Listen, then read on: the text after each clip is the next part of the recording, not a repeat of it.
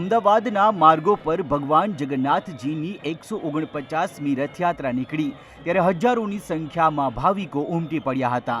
દર વર્ષની જેમ આ વર્ષે પણ પરંપરાગત રીતે ભગવાન જગન્નાથજીની રથયાત્રામાં શણગારેલા હાથી, ઊંટગાડીઓ, સજાવટ કરેલી ટ્રકો અને વિવિધ અખાડાઓ દ્વારા કરતબો અને ભજન કીર્તન તેમજ સાંસ્કૃતિક ઝાંખીઓએ લોકોના ઉત્સાહમાં વધારો કર્યો। આ વર્ષે રથયાત્રામાં 18 શણગારેલા ગજરાજ, 101 ભારતીય સંસ્કૃતિની ઝાંખી કરાવતી ટ્રકો, 30 અખાડા, 18 ભજન મંડળીઓ, 3 બેન્ડ વાજા તેમજ દેશભરમાંથી આવેલા અંદાજે 2500 જેટલા સાધુ સંતો જોડાયા।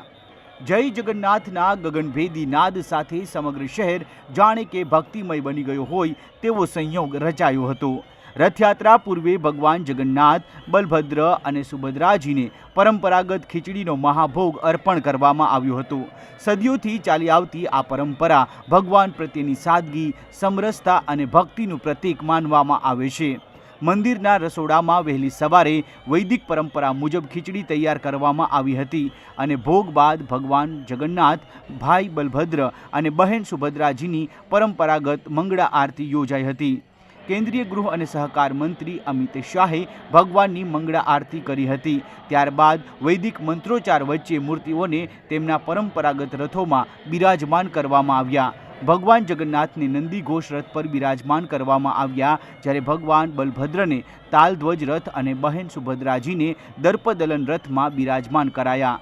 ત્યારબાદ રાજ્યના મુખ્યમંત્રી ભૂપેન્દ્ર પટેલ અને નાયબ મુખ્યમંત્રી હર્ષ સંઘવીએ પરંપરાગત રીતે પહિંદ વિધિ કરી હતી।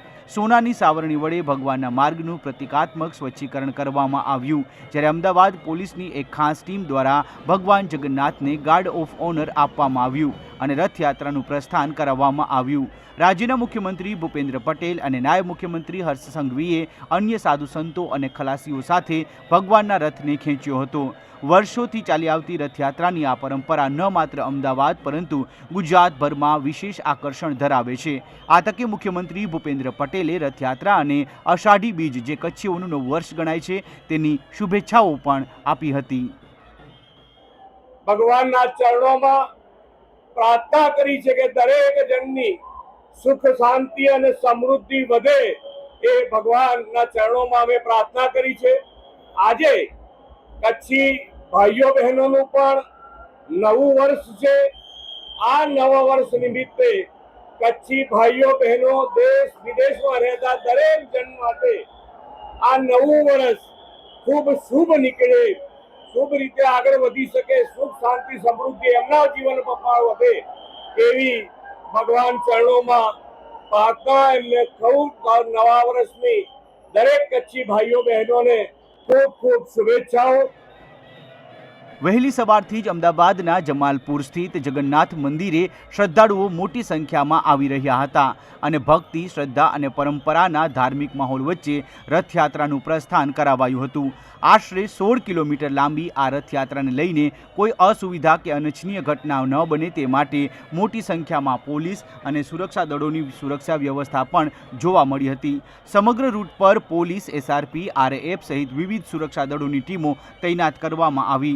લાખો શ્રદ્ધાળુઓ સુરક્ષિત રીતે દર્શન કરી શકે તે માટે ટ્રાફિક અને કાયદો વ્યવસ્થાની પણ વિશેષ વ્યવસ્થા કરવામાં આવી હતી।